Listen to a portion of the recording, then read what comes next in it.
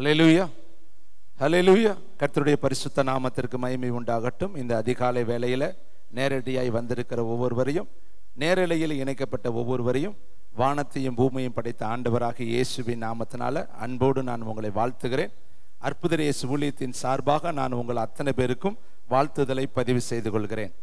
இந்த நாளில் தேவனிடத்தில் என்ன காரியத்துக்காக ஜெபிக்கணும், என்ன காரியத்துக்காக பிரசங்கிக்கணும், ஏன்னா கடைசியில் வந்துட்டு ஆண்டவரே இந்த நாளில் என்ன என் பிள்ளைகளுக்கு சொல்ல தேவரீர் சித்தமாக இருக்கிறீர் என்று தேவனுடைய முகத்தை தாகத்தோடு ஏக்கத்தோடு எதிர்பார்ப்போடு நன்றி அறிதலோடு பார்க்கிற வேளையில் தேவனுடைய ஆவியானவர் ஒரு வார்த்தையை என்னுடைய இருதயத்தில் வைத்து இதையே என் பிள்ளைகளிடத்தில் நீ பகிர்ந்து கொள் என்று சொல்லி என்னை உந்தி தள்ளி கொண்டு வந்திருக்கிறாரு.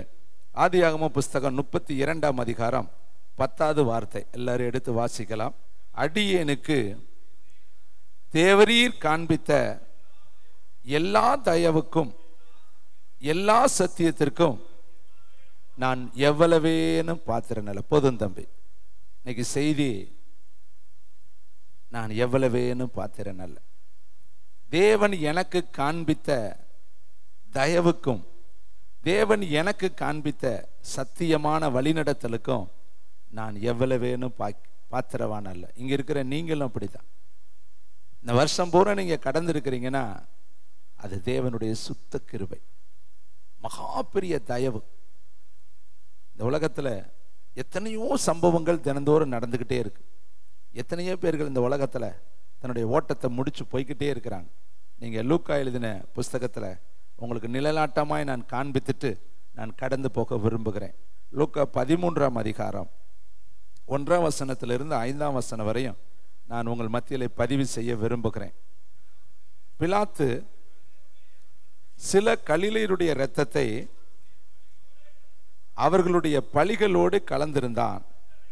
அந்த வேளையிலே அங்கே இருந்தவர்களில் சிலர் அந்த செய்தி அவருக்கு அறிவித்தார்கள். இயேசு அவர்களுக்கு பிரதியுத்தரமாக, அந்த கலிலேயருக்கு அப்படிப்பட்டவைகள் சம்பவித்ததினாலே மற்ற எல்லா கலிலேயரை பார்க்கிலும் அவர்கள் பாவிகளாய் இருந்தார் என்று நினைக்கிறீர்களோ? அப்படி அல்லவென்று உங்களுக்கு சொல்கிறேன்.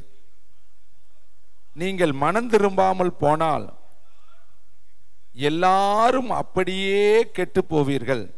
அடுத்த வசனம், சிலோவாமிலே கோபுரம் விழுந்து 18 பேரை கொன்றதே எருசலேமில் குடியிருக்கிற மனுஷர் எல்லாரிலும்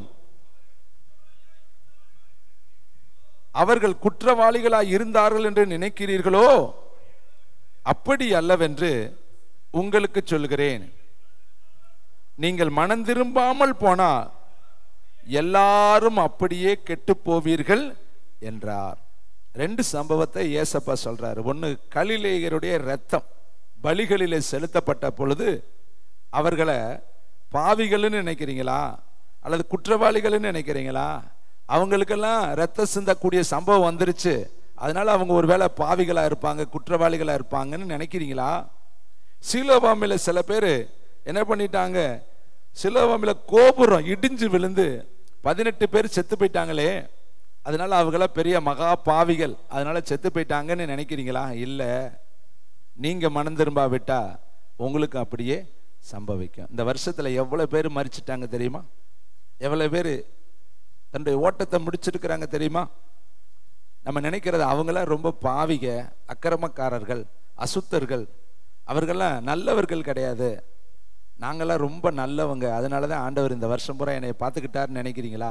இல்லை தேவனுடைய பிள்ளைகளை, அவர்களுக்கு தேவனுடைய வெளிச்சம் இல்லை, நமக்கு தேவனுடைய வெளிச்சம் இருந்திருக்கு. அதனாலதான் கர்த்தர் இந்த வருஷத்தை கடந்து போன்னு சொல்லி கிருபை பாராட்டுக்கு சொல்றாரு. கலிலேயரை பார்க்கலாம், கோபுரம் விழுந்து இறந்தவர்களை பார்க்கல, நீங்க உங்களை நல்லவர்களை நினைக்காதீங்க, தயவு தான் உங்களை தாங்கி இருக்கு. இப்பதான் இந்த யாக்கோபு சொல்றாரு, தேவன் எனக்கு காண்பித்த இந்த தயவுக்கு, எனக்கு வழிநடத்தி கொண்டு வந்த சத்தியத்திற்கு நான் எந்த அளவுக்கு பாத்திரவான்.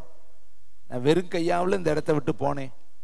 நீங்க 2024 இந்த இடத்த விட்டு புறப்படும் பொழுது என்ன மனநிலைமையில போனீங்க? இந்த வருஷம் எத்தனை நன்மை உங்களுக்கு செய்திருக்கிறாரு.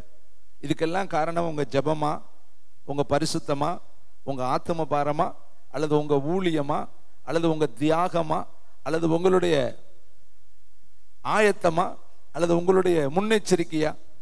எதுவுமே கிடையாது. ஒன்னே ஒன்று, சொல்லிக்கொள்ள வார்த்தையே கிடையாது, தேவனுடைய ஈவு. இங்க பாருங்க, இந்த வருஷம் பூரா நம்மளை பாதுகாத்து இருக்கிறாரு. யாக்கோபு எழுதின பொதுவான நிருபம் 312வது பக்கத்துல ஒரு வித்தியாசமான வார்த்தையை யாக்கோபு எழுதுறார். நாமும் கூட அதை பார்த்தா நல்லா இருக்கும். ஏன்னா கட்டாயம் நம்ம பார்க்கணும். 312வது பக்கம், புதிய ஏற்பாடு, யாக்கோபு எழுதின பொதுவான நிருபம் 1ஆம் அதிகாரம் 9வது வசனத்தை நான் வாசிக்கிறேன். 9வது வசனம் 10வது வசனம். தாழ்ந்த சகோதரன் தான் உயர்த்தப்பட்டதை குறித்து பாருங்க, கீழே இருக்கிறவன் மேல போயிட்டா என்ன பண்ணணுமா? மேன்மை பாராட்டிக்கணும். அப்பா, கர்த்தர் என்னை கிருபையா தூக்குனார், கிருபையா நடத்தினார், கிருபையா ஆசீர்வதித்தார், கிருபையா நடத்தி கொண்டு வந்தார்னு மேன்மை பாராட்ட கடவன். அதே வசனம் மாறி, ஐஸ்வர்யவான் தான் தாழ்த்தப்பட்டதை குறித்து மேன்மை பாராட்ட கடவன். கீழே முதல் வசனம் எல்லாருமே மேன்மை பாராட்டிடுவாங்க. தாழ்மையா இருக்கிற ஆள் உயர்ந்தா சந்தோஷமா கர்த்தர் என்னை உயர்த்திட்டாருன்னு சொல்லி ரொம்ப கர்த்தரை மகிமைப்படுத்துவாங்க. ஆனா உயரமா இருக்கிற ஆள் கீழே வந்துட்டா கர்த்தரை மகிமைப்படுத்துவாங்களா? இங்க பாருங்க, யாக்கோபு ஒண்ணும் இல்லாமல் போனான், வெறுங்கையா போனான். சொந்த அப்பா அம்மா துரத்தி விட்டுட்டாங்க. ஓடுறா, நீ செஞ்ச தப்புக்கு இந்த ஊர்ல உனக்கு இடம் இல்லை, மாமா வீட்டில் போய் பிழைச்சுக்க அப்படி சொல்லி துரத்தி அடித்தார்கள்.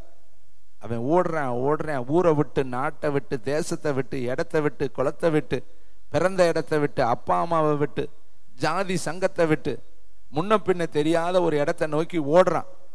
அப்ப வேதம் சொல்லுது, வெறும் கையனாய் நான் போனேன், ஒன்றுமே இல்லை, வெறும் கையனாய் இந்த இடத்துல நான் போனேன். ஆனா 20 வருஷம் கழிச்சு வந்து 2 பரிவாரங்களுக்கு நான் தகப்பனா வந்திருக்கிறேன். இதுக்கு எல்லாம் காரணம் உங்க தயவு, உங்க சத்தியம், நீங்க கூட இருந்தது. அதை உணர்ந்து அந்த மனுஷன் சொல்றான். அப்ப தாழ்த்தப்பட்ட அந்த யாக்கோப்பு அவன் 2 பரிவாரங்களுக்கு தகப்பனாய் உயர்த்தப்பட்ட பொழுது, அந்த உயர்த்தப்பட்ட பொழுது அவன் மேன்மை பாராட்டிக்கிட்டான், கர்த்தர் எனக்கு செஞ்சாரு. ஆனா இதே அடுத்த வார்த்தையை பாருங்களேன், ஐஸ்வர்யவான் தாழ்த்தப்பட்டதை குறித்து. இப்ப நல்லா இருக்கிறவங்க கீழே போயிட்டா சந்தோஷப்படுவாங்களா? ஆண்டவர் என் பணத்தெல்லாம் எடுத்துட்டாரு, என் குடும்பத்துல இப்படியெல்லாம் கொண்டு வந்துட்டாருன்னு சந்தோஷப்படுவாங்களா? ஆனா யாக்கோபு எழுதுறாரு, கீழே போயிட்டியான்னு சந்தோஷப்படு, அது ஒரு நன்மைக்கு தான். வேதத்துல கீழே போனவங்களை சிலர் இந்த காலை வேளையில உங்கள் மத்தியில வைக்கிறேன். எப்பயுமே பிரசங்க கீழே இருக்கிறவங்க மேல தூக்கி தான் பிரசங்க கேட்டிருப்போம். இன்னைக்கு மேல இருக்கிறவங்களை கீழே இறக்கி அதுல எப்படி கர்த்தர் மகிமைப்படுகிறார். ஒருவேளை உங்களுக்கு இந்த ஆண்டு மேல இருந்து கீழே வந்திருந்தாலும் அதுலயும் தேவனை மகிமைப்படுத்துங்கள், கர்த்தர் மகிமை அடைவார். வாசிக்கலாமா? யோபு எழுதின புஸ்தகம் 29ஆம் அதிகாரம் 657வது பக்கம், 657வது பக்கம். Thank you, wonderful the Holy Spirit. Thank you, Jesus.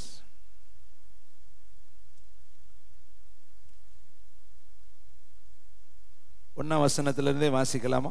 நான் வாசிக்கிறேன். பின்பு யோபு தன் பிரசங்க வாக்கியத்தை தொடர்ந்து சொன்னதாவது. நம்ம மட்டும் பிரசங்கம் பண்ணல, யோபும் பயங்கரமான பிரசங்கியர். வேதத்துல எஸ்ரா பிரசங்கியர், நெகேமியா பிரசங்கியர், பேதுரு பிரசங்கியர், ஏசப்பா பிரசங்கம் பண்ணினார், யோவான் ஸ்நானகன் பிரசங்கம் பண்ணினார். எல்லாம் நிறைய பிரசங்கியார் இருக்கிறாங்க. அப்ப நம்ம பிரசங்கம் எப்படி இருக்கணும்? இவர் பிரசங்கம் பண்றாரு பாரு, சென்று போன மாதங்களிலும் தேவன் என்னை காப்பாற்றி வந்த நாட்களிலும் எனக்கு உண்டாயிருந்த சீர் இப்பொழுது இருந்தால், நான் முன்னாடி நல்லா இருந்தேன், இப்ப நான் தாழ்ந்து போயிட்டேன். அப்ப ஒரு காலத்துல அப்படி எப்படி இருந்தவர்? 1வது வசனத்தை வாசிங்க. 1ஆம் அதிகாரம் 1ஆம் வசனம். உத்ஸ் தேசத்திலே யோபு என்னும் பெயர் கொண்ட ஒரு மனுஷன் இருந்தான். அந்த மனுஷன் உத்தமனும் சன்மார்க்கனும் தேவனுக்கு பயந்து பொல்லாப்புக்கு விலகிறனுமாயிருந்தான். அவனுக்கு என்னெல்லாம் இருந்துச்சான்? 7 குமாரர்கள் 3 குமாரத்திகள் பிறந்தார்கள். அவனுக்கு 7000 ஆடுகளும் 3000 ஒட்டகங்களும் 500 ஏறு மாடுகளும் 500 கருதிகளும் ஆகிய மிருக ஜீவன்கள் இருந்தது மன்றி திரளான பணிவிடைக்காரரும் இருந்தார்கள். அதனால் அந்த மனுஷன் கிழக்கித்திய புத்திரர் எல்லாரிலும் பெரியவனாயிருந்தான். இவனுக்கு குழந்தை பாக்கியம் இருக்கு, வேலைக்காரர்கள் இருக்கிறாங்க, வேலைக்காரிகள் இருக்கிறாங்க, குமாரத்திகள் இருக்கிறாங்க, ஆடுகள் இருக்கு, மாடுகள் இருக்குது, ஒட்டகங்கள் இருக்குது, பெரிய ஐஸ்வர்யவான். அந்த எல்லா புத்திரர்களிலும் இவன் எப்படி இருந்தானா? பெரியவனாய் இருந்தானா. கிழக்கித்திய புத்திரர்களில் எல்லாரிலும் இவன் பெரியவனாய், அவ்வளவு பெரிய சீமான். இப்ப அவன் சொல்றான், பழைய சீர் எனக்கு இருந்தால் நலமா இருக்கும். இப்ப என்ன ஆயிட்டான்? தாழ்ந்து போயிட்டான். அதே 29:6 வாசிங்க. ஒரு காலத்துல எப்படி இருந்தாரா? நெய்யினால் கழுவினேன். வாசிமா. கண்மலையில் இருந்து எனக்காக எண்ணெய் நதி போல் ஓடி வந்தது. அந்த செல்வ நாட்கள் இப்பொழுது இருந்தால் பழச நினைக்கிறார். நான் எப்படியெல்லாம் இருந்தேன், எப்படியெல்லாம் வாழ்ந்தேன், எப்படியெல்லாம் என்னுடைய குடும்பம் இருந்துச்சு. தினந்தோறும் சர்வாங்க தகன பலி, தினந்தோறும் பிரேயர் மீட்டிங் அவங்க வீட்டில். சாயந்தரம் ஆயிட்டா பாவ நிவாரண பலி, சர்வாங்க தகன பலி, சாயந்தரம் ஆயிட்டா போஜன பலி. பிள்ளைங்க ஒருவேளை தப்பு பண்ணி கர்த்தரை ஏதாவது துக்கப்படுத்தி இருப்பாங்களோன்னு சொல்லி 10 பிள்ளைங்க வீட்டிலையும் தினந்தோறும் பிரேயர் நடத்திக்கிட்டே இருக்கிறார். தினந்தோறும் கர்த்தருக்கு பயந்த மனுஷன், உத்தமன். கர்த்தரே சொல்றார், உத்தமனும் சன்மார்க்கனும் தேவனுக்கு பயந்தவனும் பொல்லாப்புக்கு விலகுகிறவன் அவனை போல பூமியில ஒருவனுமே கிடையாது. ஆனா அந்த மனுஷன் சொல்றேன், சென்று போன மாதங்களில் எனக்கு இருந்த சீர் இப்பொழுது இருந்தால் நலமா இருக்கும். கடந்த காலத்தில் அவர் எப்படி இருந்தார்? 7வது வசனத்தை வாசிங்க. நான் பட்டண வீதியால் வாசலுக்குள் புறப்பட்டு போய் வீதியில என் ஆசனத்தை போடும் பொழுது, வாசிமா, வாலிபர்கள் என்னை கண்டு, கவனிங்க எப்படி வாழ்ந்திருக்கிறார். இவர் பட்டணத்துல உட்கார்ந்து இருந்தாருன்னா வாலிபர்கள் எல்லாம் இவருக்கு முன்னாடி வர பயந்து ஒளிந்து கொள்வார்களாம். அடுத்து பார்த்தீங்களா எவ்வளவு கனத்துக்குரிய மனுஷன். முதியோர்கள் எல்லாரும் எழுந்து நிற்பார்களாம். அடுத்த வசனம். ஆமென். உங்களை பார்த்து யாராவது பேசுறதை நிறுத்தி இருக்கிறாங்களா? இவனை பார்த்தா பேசிக்கொள்றவங்க 2 பேரும் பேசுறவங்க வாயை பொத்திக்குவாங்களாம், பேச மாட்டாங்க. ஏன்னா அவ்வளவு கனமுள்ள ஒரு மனிதன், அவ்வளவு உயர்ந்த அந்தஸ்தில் இருக்கிற ஒரு மனிதன். சொல்றாரு, பிரபுக்கள் பேசுகிறதை நிறுத்தி. ஆமென். அடுத்து கவனிங்க, எவ்வளவு முக்கியமான பெரியோர்கள் எல்லாம் யோபு வர்றாருன்னா சத்தத்தெல்லாம் அடக்கிக்குவாங்க. அடுத்து, என் மேல் வாயோடு ஒட்டிக்கொள்ளும், என்னை கேட்ட காதும் என்னை பாக்கியவான் என்றது, என்னை கண்ட கண்கள் எனக்கு சாட்சியிட்டது. இதுதாங்க அவருடைய பழைய வாழ்க்கை. இப்படி இருந்த மனுஷன் ஒரே நாளில் கர்த்தர் கொடுத்தார், கர்த்தர் எடுத்தார். கர்த்தருடைய பரிசுத்த நாமத்திற்கு ஸ்தோத்திரம். யோபு தன் உதடுகளால் பாவம் செய்யவும் இல்லை, தேவனை குறித்து குறை சொல்லவும் இல்லை. அந்த மனுஷன் சொல்ற இன்னொரு வார்த்தை 30ஆம் அதிகாரத்துல வாசிக்கலாம். அதே யோபு எழுதின புஸ்தகம் 30ஆம் அதிகாரம் 1வது வசனம். இப்பொழுதோ என்னிலும் இள வயதானவர்கள் அன்னைக்கு என்ன பண்ணினாங்க? எழுந்து நின்னார்கள். இன்னைக்கு என்ன பண்றாங்க? காரணம் என்ன? ஆடு போயிருச்சு, ஒட்டகம் போயிருச்சு, காளைகள் போயிருச்சு, அந்தஸ்து போயிருச்சு, பிள்ளைகள் செத்து போயிட்டாங்க, உடம்பு பூரா புண்ணாயிருச்சு. இப்ப எல்லாமே இழந்து போய் கீழே நிற்கிறார். இப்ப ஒரு காலத்துல எழுந்து நின்றவர்கள், வாயால பொத்தி கொண்டவர்கள், ஒரு காலத்துல இவர் பெயரை கேட்டாலே பயப்படுறவர்களா இப்ப பரியாசம் பண்ணுகிறார்கள். பரியாச நிலையில் அவன் வந்துட்டான். ஆனாலும் அவன் கர்த்தரை குறை சொல்லல, கர்த்தரை வெட்கப்படுத்தல, கர்த்தரை மனவருத்தப்படுத்தல. அந்த நிலைமையிலும் யோபு கர்த்தரை துதித்தான். கைகளை தட்டி கர்த்தருக்கு நன்றி சொல்லுங்க. இதைத்தான் யாக்கோபு எழுதுறாரு, தாழ்மையா இருந்து உயர்த்தினார்னாலும் கர்த்தரை மேன்மை பாராட்டு, மேல இருந்து கீழே வந்துட்டியாலும் கர்த்தரை மேன்மை பாராட்டு. நீ என்ன செய்யக்கூடாது? துக்கப்படுத்தக்கூடாது அவரை. எல்லாமே அவருடைய தயவு, எல்லாமே அவருடைய ஈவு. இன்னும் ஒரு காரியத்தை உங்கள் மத்தியில் நான் காண்பிக்க விரும்புகிற இந்த கால வேளையில 2 சாமுவேல் புஸ்தகம் 7ஆம் அதிகாரம் 8வது 9வது வசனம். 2 சாமுவேல் 7ஆம் அதிகாரம் 8வது 9வது வசனத்தை வாசிக்கலாம். இப்பொழுதும் என் தாசனாகிய தாவீதை நோக்கி சேனைகளின் கர்த்தர் சொல்லுகிறது என்னவென்றால், நீ இஸ்ரவேல் என்கிற என் ஜனங்களுக்கு அதிபதியாய் இருக்கும்படி ஆடுகளின் பின்னே நடந்த உன்னை நோக்கம் என்ன? இஸ்ரவேலுகளுக்கு அதிபதியா இருக்கும்படி உன்னை எங்க இருந்து தூக்கிட்டு வர்றாரா? ஆடுகளின் பின்னே நடந்த உன்னை நான் ஆட்டு மந்தையை விட்டு எடுத்து. அப்ப எங்க தாழ்மையில இருந்திருக்கிறான் பாருங்க. சொந்த குடும்பத்தாரே அவனை மறந்து போனாங்க. சொந்த அண்ணன் தம்பிகள் அவனை மதிக்கவே இல்லைங்க. சொந்த அப்பா விருந்துக்கு கூப்பிடலைங்க. இதை விட என்னங்க இருக்க? உங்க வீட்டில் ஒரு விசேஷம் நடக்குது, ஊர்ல இருக்கிறவங்களெல்லாம் கூப்பிடுறீங்க, உங்க பிள்ளைய கூப்பிடலைன்னா அந்த பிள்ளையோடைய நிலை என்ன? எவ்வளவு வருத்தப்படும். சொந்த தகப்பன் சொந்த மகனை ஈசாயி தன்னுடைய மகனானிய தாவீதை விருந்துக்கு கூப்பிடல. பலி விருந்து எழுதியிருக்கு, பலி விருந்து. அதை செய்ய வர்றவர் யாரு? சாமுவேல். அவர் யாரு? தான் முதல் பெயர்சபா வரையும் மிகப்பெரிய தேவனுடைய தீர்க்கதரிசி. தேவனுடைய குரல், தேவனுடைய சத்தம், தேவனுடைய வாய், தேவனுடைய விரல். அப்படிப்பட்ட ஒரு தீர்க்கதரிசி தன் வீட்டுக்கு வர்றாரு. ஆனா ஈசாயி தன் மகனாகிய தாவீத அந்த இடத்துல இருக்க அழைப்பு கொடுக்கல. வேதம் சொல்லுகிறது, சாமுவேல் வந்த பிற்பாடு இவன்லாம் எவனுமே தெரிந்து கொள்ளப்பட்டவன் இல்லை, இன்னும் யாரு இருக்கிறா? அப்பதான் சொல்றான், தாவீதுன்னு ஒருத்தன் ஆட்டுக்குட்டி மேய்ச்சிட்டு இருக்கேன், அவனை போய் கூட்டிட்டு வா, அவன் வந்தா தான் நான் சாப்பிடுவேன், இந்த வீட்டில் விருந்தே கொண்டாடுவேன், அதுவரை நான் பேசாம தான் இருப்பேன். அப்ப தாவீதை கூப்பிட போறாங்க. இப்ப தாவீது வர்றாரு. இப்ப ஆட்டுக்குட்டி யார்கிட்ட விட்டுட்டு வர்றாரு? யாரோ ஒருத்தட்ட ஒப்படைக்கிறாரு. இந்த வேலையை அவங்க அப்பா அப்பயே செஞ்சிருக்கலாம்ல. யாருக்கிட்டே ஒருத்தட்ட விட்டுட்டு, வேலைக்காரர்கள்ட்ட விட்டுட்டு, ஈசாய் கிட்ட வேலைக்காரர்கள் இல்லாம இருப்பாங்க. மகனை கூப்பிட அவனுக்கு விருப்பம் இல்லை. இவன் வேண்டாம், இந்த 7 பேத்துல ஒரு ஆளு நிக்கட்டும்.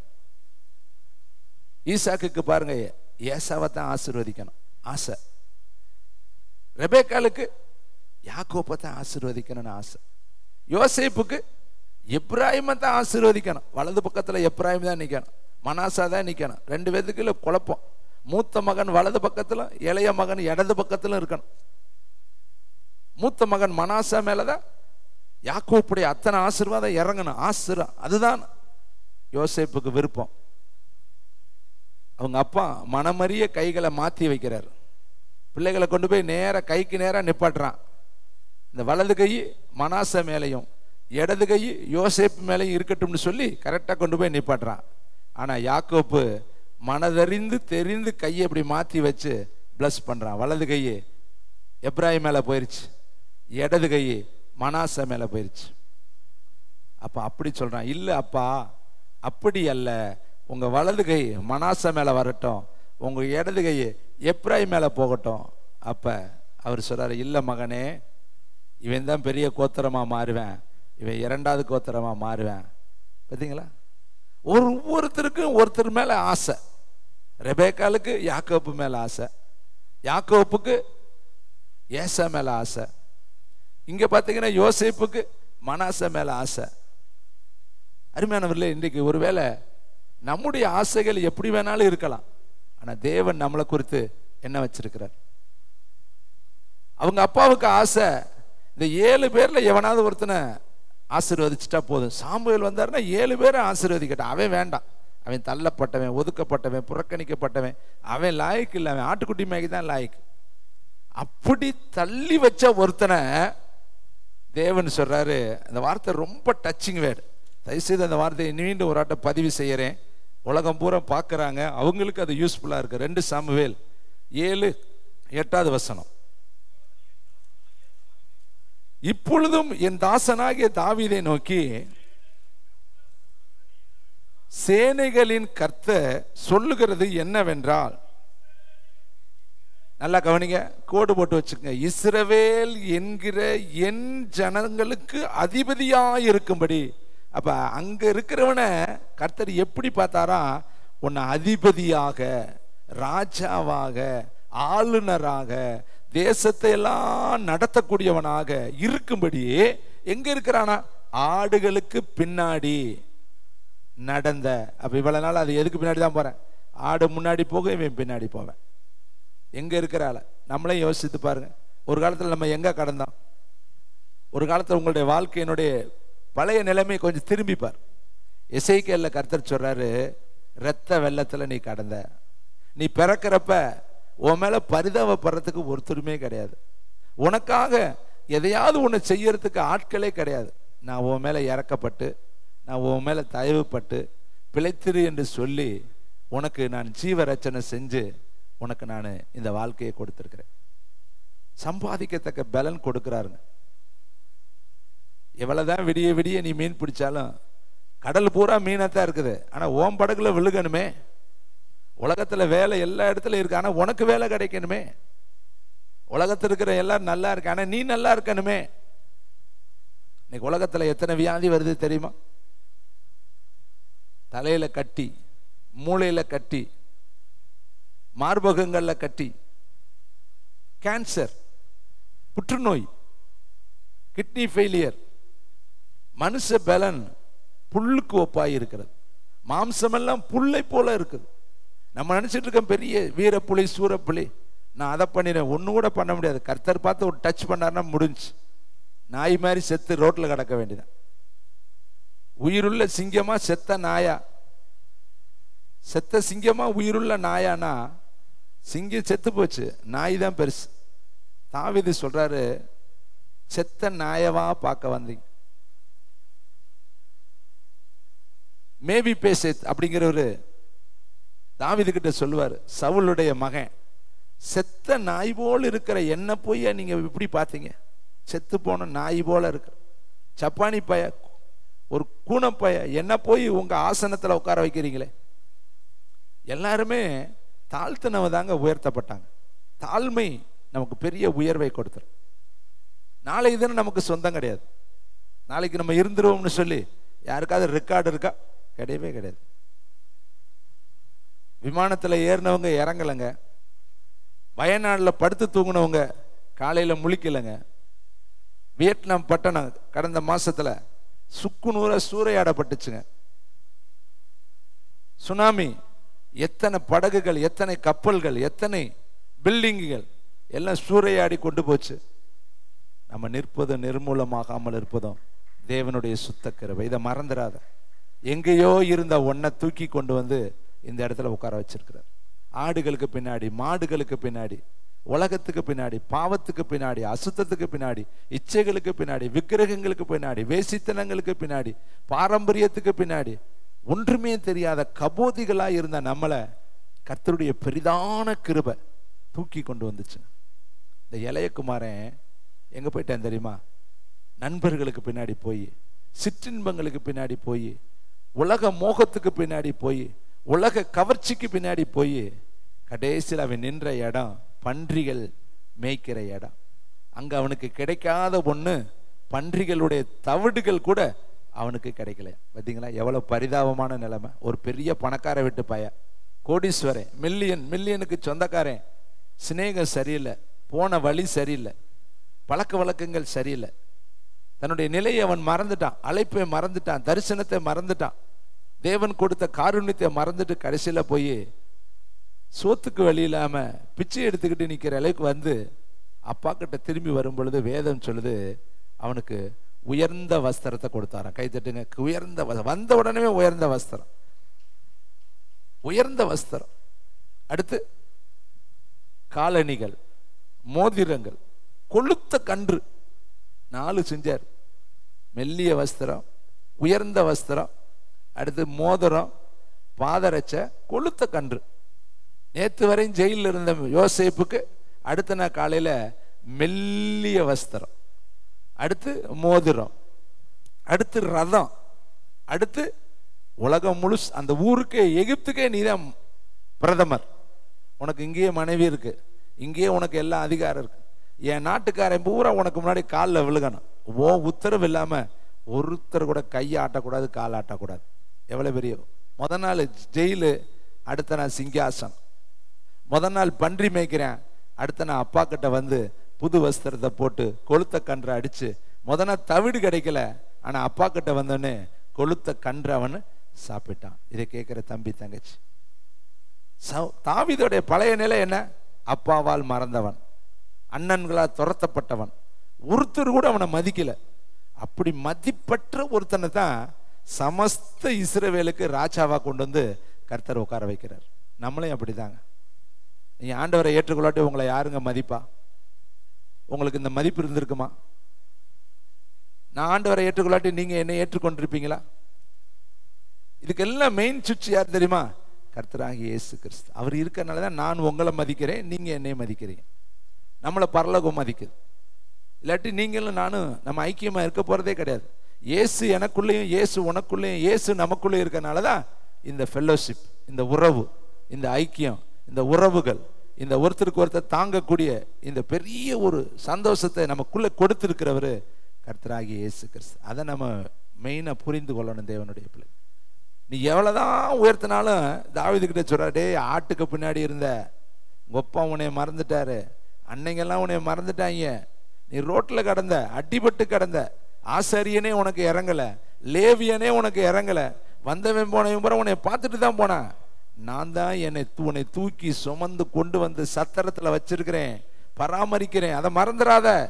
வா, ஜென்மம் அதுதான், உன்னுடைய ஆரம்பம் அதுதான், உன்னுடைய பிறப்பிடம் அதுதான். ஒருவேளை என் கை மட்டும் உன் மேல இல்லாமல் இருந்திருந்தா எங்க கிடக்கணும்? உன் நண்பர்களை பார், எவ்வளவு அந்த கேடா இருக்கிறாங்க. பக்கத்து வீட்டு பாரு, எத்தனை வீட்டுல நிம்மதி கிடையாது, சந்தோஷம் இல்லை. விதவைகளா எத்தனை பேர் இருக்காங்க, எத்தனை வீட்டுல கண்ணீர், எத்தனை வீட்டுல பற்றாக்குறை, எத்தனை வீட்டுல தரித்திரம், எத்தனை வீட்டுல சொல்ல முடியாத, வாயில சொல்ல முடியாத சம்பவங்கள்லாம் வீடுகள் தோறும் பார்க்கிறோம். ஆனா நம்ம வீட்டுல சந்தோஷமும் மகிழ்ச்சியும் ஆரவாரமும் அக்களிப்பும் விருந்து கொண்டாடுதலும், எப்பொழுதுமே மகிழ்ச்சி, ஒரு பாதுகாப்பு. நம்ம படுத்து தூங்குனா சத்துரு உட்புகாதபடி கர்த்தர் வீட்டை சுத்தி வேலி அடைத்திருக்கிறார். இதற்கு நீங்களும் நானும் எவ்வளவு வேணும் பாத்திரனே கிடையாது. சொல்லுங்க மனசார, நான் எவ்வளவு வேணும் பாத்திரம் அல்ல, சம்பாதிக்கத்தக்க பலனை கொடுத்திருக்கிறேன். அருமையான தம்பி தங்கச்சி, இன்னும் ஒரு சில வசனங்களை உங்கள் மத்தியில் இந்த காலை வேளையில வைக்க விரும்புகிறேன். கர்த்தருக்கு மகிமை உண்டாகட்டும். நியாயாதிபதிகள் 16ஆம் அதிகாரம் 325வது பக்கம், 325வது பக்கம். தேங்க்யூ, வண்டர்ஃபுல் த ஹோலி ஸ்பிரிட். நியாயாதிபதிகள் புஸ்தகம் 16ஆம் அதிகாரம் 21வது வசனம். பெலிஸ்தியர் அவனை பிடித்து, கவனிங்க, பிடித்து பிடுங்கி கொண்டு போய் வெண்கல விலங்கு போட்டு சிறைச்சாலையிலே, ஆரம்பம் எப்படி முடிவு எப்படி? கலாத்தியருக்கு கர்த்தர் சொல்றாரு, ஆவியிலே ஆரம்பம் பண்ணின நீங்கள் மாம்சத்துல போய் முடிக்கலாமா? இந்த வருஷத்துல ஆரம்பத்துல ஆவியில ஆரம்பிச்சுட்டு முடிக்கிறப்ப மாம்சியத்துல முடிக்கலாமா? இவன் பிறப்பு எப்படி? உன்னதமான பிறப்புங்க. தேவனே இறங்கி இவனுக்கு பிள்ளையை புரிந்து பேசுறாரு, இப்படி ஒரு பராக்கிரமசாலிய நான் உனக்கு தர்றேங்கிறார். ஆனா அந்த பராக்கிரமசாலியுடைய நிலை பிந்தின நிலை, அவன் தாழ்த்தப்பட்ட நிலையை வேதம் சொல்லுது. கண்ணை புடுங்கி பிடித்தார்களாம், கண்ணை புடுங்கினார்களாம். ஏன் இதை எழுதி வச்சிருக்கிறாரு? சிம்சோனை ஏன் வேதத்தில் நமக்கு காண்பிக்கிறாரு? நீயும் பிறப்பு ஆச்சரியம், உன்னை நான் அந்த விக்கிரக கோட்டையிலேருந்து வெளியே கொண்டு வந்திருக்கிறேனே, இது பிரம்மாண்டமான ஒரு ஆச்சரியம். ஆனா கண்களின் இச்சைக்கு நீ இடம் கொடுக்காத, மனதின் போக்குக்கு நீ இடம் கொடுக்காத, உணர்வுகளின் நடத்துதலுக்கு நீ இடம் கொடுக்காத. அருமையான தம்பி, இவன் சொன்னா, அவள் என் கண்ணுக்கு பிரியமானவள், அவளையே நான் கொல்ல வேண்டும். கடைசியில் அவ கொன்னே விட்டா. அவளை கொல்லணும்னே அவ இவனை கொன்னு விட்டா. மடியில படுக்க வச்சு ரகசியத்தை கேட்டு கடைசியில கண்கள் பிடுங்க அவதான் மெயினான காரணவாதியா இருந்தா. எந்த கண்ணு அவன் மேல ஆசைப்பட்டுச்சோ அந்த கண்ணு தான் முதல்ல பிடுங்கப்பட்டுச்சு. கண்ணை பிடுங்கிட்டாங்க, சுத்தமா கண்ணை எடுத்துட்டாங்க. இப்ப பாருங்க எப்படி பயங்கரமான பராக்கிரமசாலி. அவன் முன்னாடி ஒரு தாடை எலும்பை எடுத்தானா அத்தனை பேத்தையும் அடிப்பான். எத்தனை கயிறு கட்டினாலும் அவனை கட்டவே முடியாது. சிங்கத்தை, பால சிங்கம்னா இளம் சிங்கம், வயதான சிங்கம் இல்ல, இளம் சிங்கத்தை அப்படியே வாயை கிழிச்சிருவான். அவ்வளவு பெரிய பூமியில அவனுக்கு நிகரான பராக்கிரமசாலியே கிடையாது. ஆனா அவனை கடைசியில் என்ன செய்ய வச்சுட்டாங்க? விலங்கு போட்டு மாவரைக்க வச்சுட்டாங்க. அப்போ முன்னாடி இருந்தது எப்படி அந்த பலன் இருந்துச்சு? வேதம் சொல்லுது கர்த்தருடைய ஆவியானவர் அவன் மேலே இருந்தார், அதான் பலன். வேதம் சொல்லுது ஆவியானவர் அவனை விட்டு விலகிட்டார், பலன் போயிருச்சு. அப்ப நம்ம பலத்துக்கு யார் காரணம்? கர்த்தர். கர்த்தர் இருந்தா பலனா இருக்கலாம், ஆவியானவர் இருந்தா பலனா இருக்கலாம், வசனம் இருந்தா பலனா இருக்கலாம், பரிசுத்தம் இருந்தா பலனா இருக்கலாம், தேவ சித்தம் இருந்தா பலனா இருக்கலாம். இல்லாவிட்டா என்றோ ஒரு நாள் பரிதாபமான நம்முடைய ஓட்டம் மாறிடும். அதனால தயவாய் இந்த வருஷத்தின் கடைசியில் ஆண்டவர் இடத்துல ஒப்பு கொடுத்துருங்க. ஏசப்பா, நாங்கள் சொல்லிக்கொள்ள எங்கள்கிட்ட எதுவுமே கிடையாது, எங்கள்கிட்ட நிறைய பலவீனம் குறைவுகள் உண்டு. இந்த இருக்கிற 2 நாளில் மன்னிப்பு கேட்ட ஆண்டவரே, நாங்கள் புது ஆண்டுக்குள்ளே போயிடணும். அந்த அத்தி மரத்தை பார்த்தாரு, பலனே தள்ளையப்பா. தோட்டக்காரர் வர்றாரு, நிற்கிறாரு, வேலைக்காரனை கூப்பிட்றாரு, இங்கே வாப்பா, இது எவ்வளவு எதிர்பார்ப்போடு இருந்தேன், இது சரியாக கனி கொடுக்கலையே, அதனால் வெட்டிடு, வேற மரம் வச்சுக்கலாம். வெட்டுறதும் வைக்கிறதும் அவருக்கு ரொம்ப ஈஸிங்க. நம்ம இல்லாவிட்டாலும் ஊழியம் நடக்கும். நம்ம நினச்சிக்கிறோம் நம்ம இல்லாவிட்டாலும், இல்லைங்க, நானே இல்லாட்டாலும் நடக்கும், நீயே இல்லாட்டாலும் நடக்கும். நம்ம பூனை கண்ணை முடிக்கிட்டா உலகம் இருண்டு போச்சுன்னு அர்த்தமா? இல்லைங்க. இந்த உலகத்தில் 1 கோடி ஊழியங்கள் இருக்கு, 1 கோடி ஊழியக்காரர்கள் இருக்காங்க, எத்தனை லட்சமான ஜனங்கள் இருக்காங்க, அத்தனை பேரையும் அவர் தான் நடத்திக்கிட்டு இருக்கிறார். நம்ம ஏதோ ஒரு மூளை முடக்கல ஒரு இடத்துல உட்காந்து கர்த்தரை துதிச்சுக்கிட்டு புகழ்ந்துக்கிட்டு ஓடிக்கிட்டு இருக்கிறோம். நம்ம ஜீவனை காப்பாற்றிக்கொள்ள ஓடிக்கிட்டு இருக்கிறோம். அதனால நம்ம அவரோட கோவிச்சுக்கிட்டாலோ அவரோட வருத்தப்பட்டுக்கிட்டாலோ அவர் ரொம்ப மனம் உடைஞ்சு மூளையில் உட்காந்துக்கிறவர் கிடையாது. நம்ம இல்லாட்டி இன்னொருத்தரை வச்சு எஸ்தர்ட்ட சொன்னார், இந்த காலத்தில் உதவியாக இருக்கும்படி உனக்கு மேன்மை கிடைச்சிருக்குப்பா, நீ விட்டுட்டேன்னா வேற ஆளை வச்சு நான் ஊழியத்தை செஞ்சுட்டு போய்கிட்டே இருப்பேன், அப்போ நீயும் உன் தகப்பன் வீட்டார அழிஞ்சு போவீங்க. அருமையான தம்பி தங்கச்சி, நீங்கள் வேதம் சொல்லுது கண்ணை பிடுங்கிட்டாங்க. இப்போ அவன் நிலைமை இன்னொருட்ட கண்ணு கிடைக்குமா? கண்ணு முளைக்கிற ஒரு உறுப்பா? முடிய வெட்டிட்டேன், எடுத்து முளைச்சிக்கும், கண்ணு போச்சு. விலங்குல கையை கட்டிட்டானே. இப்போ கடைசியில் கர்த்தரை நோக்கி கதறேன், ஆண்டவரே எல்லாம் போச்சு, உங்கள் சத்தம் கேட்டு நான் சரியாக செய்யலை, இந்த ஒரு தடவை எனக்கு இறங்குங்கன்னு சொல்லி செத்தே போயிட்டேன். அவன் அப்போ சாகிறவனா? அவனுக்கு ஆயுசு காலங்கள் இன்னும் ஆண்டவர் வச்சிருந்திருப்பார். இவனாக தன்னுடைய ஓட்டத்தை முடிச்சுக்கிட்டேன்.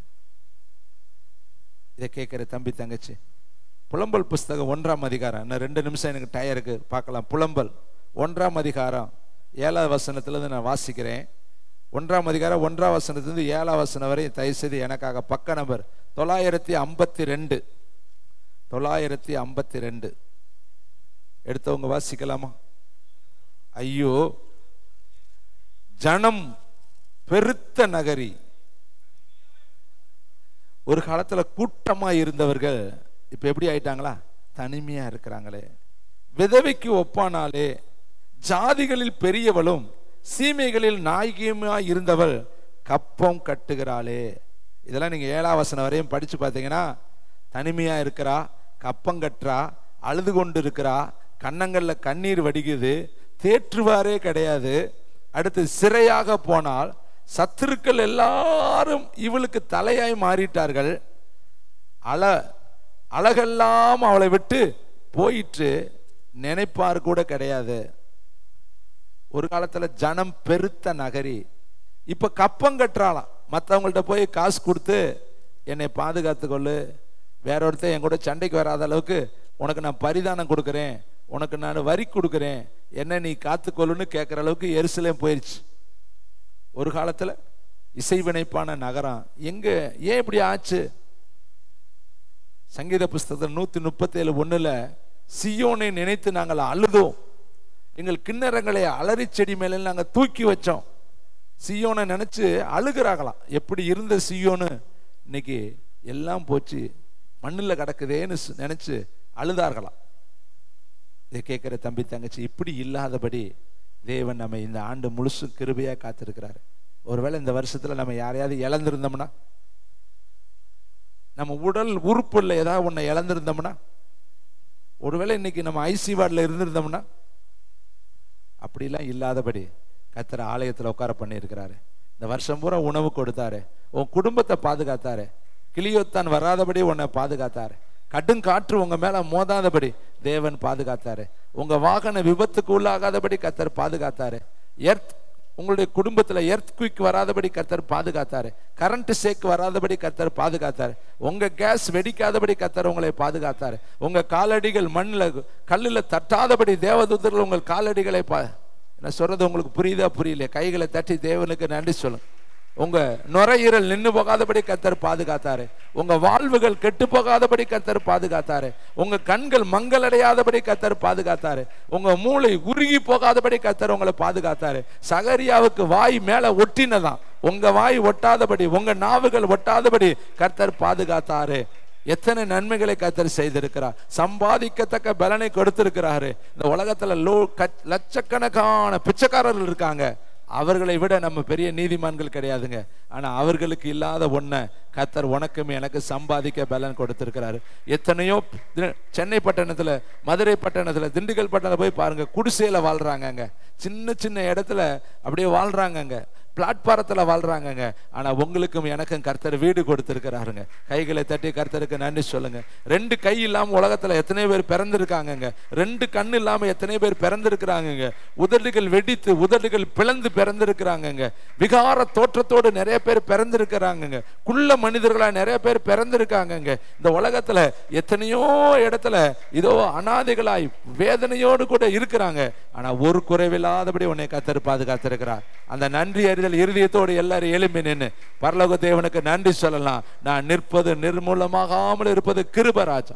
சொல்லிக்கொள்ள ஒண்ணுமே கிடையாது ஆண்டவர். இதைத்தான் அவர் சொல்றாரு, என்ன தேவரீர் எனக்கு காண்பித்த தயவுக்கு நான் எவ்வளவேன்னு பாத்திரேன். இந்த வார்த்தையை சொல்லி நம்ம முடிக்கலாமா? ரீபா ரபா ரீபா ரபா லரபா. இந்த சத்தம் கேட்கிற அத்தனை பேர் தொடப்படுவார்களாக. இந்த சத்தம் உலகத்துல ஒரு அதிர்வலைகளை கொண்டு வரட்டும். பெரிய காரியம் செய்யும். இயேசுவின் நாமத்தில் பிதாவே.